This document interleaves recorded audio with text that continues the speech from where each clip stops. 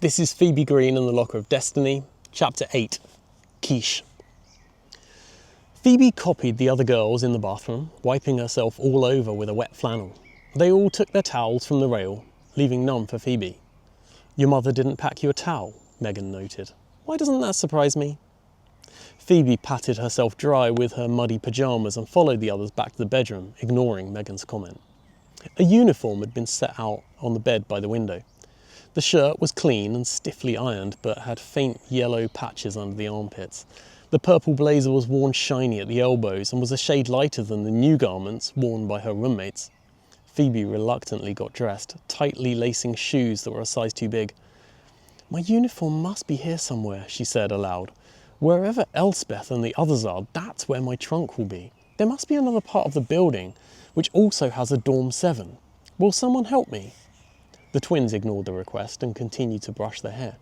They had slept in the bunks and were using a spare bed to get ready for the day.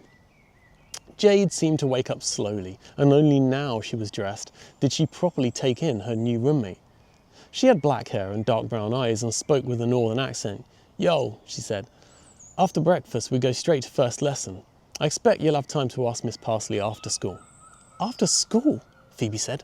"Fiddlesticks." Jade chuckled, then stopped herself when she saw that Phoebe wasn't joking. Phoebe pulled a white apron over her head and tied the strings into a neat bow. She brushed it flat with her hands but couldn't hide the fact that hers was the only apron with ugly stains. The residents of Dorm 7 and 8 were brought together in a kitchen.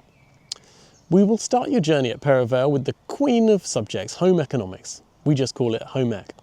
The teacher was tall and elegant, with caramel skin and angular cheekbones. She wore a pale blue short-sleeved shirt under an immaculate white apron.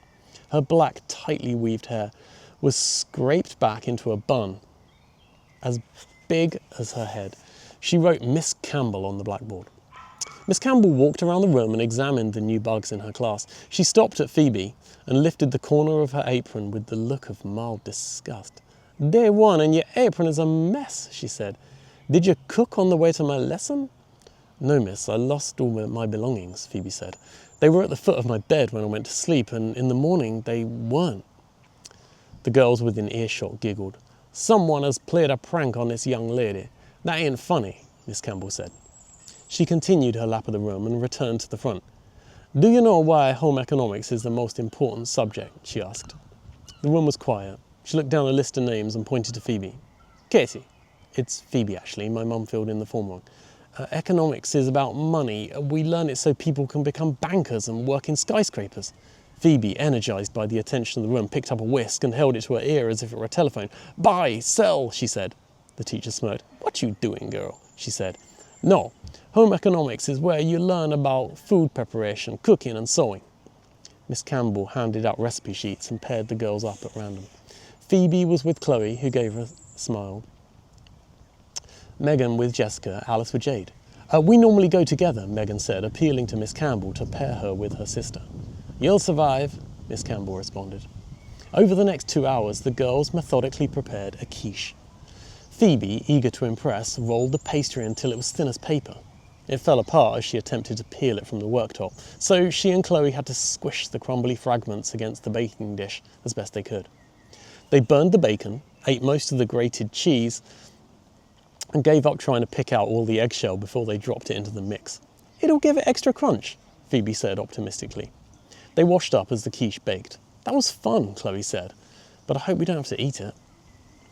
"I take it you girls didn't change rooms in the night?" Phoebe asked, "because right until lights out, I was in Dorm 7 with 4 other girls.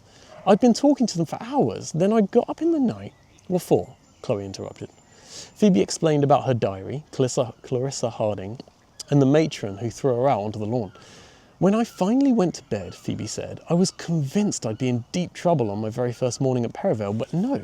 Matron in the black top had disappeared, and Miss Parsley has been lovely. She obviously hasn't been told about my midnight heist. So, as you can imagine, I don't want to go knocking on the staff room door and asking to see Matron, because that will just be kicking a hornet's nest. I want to forget it happened and hope it goes away." "We need to find the other girls," Chloe said. "We?" Phoebe said excitedly. "Yes, I'll help you," Chloe replied.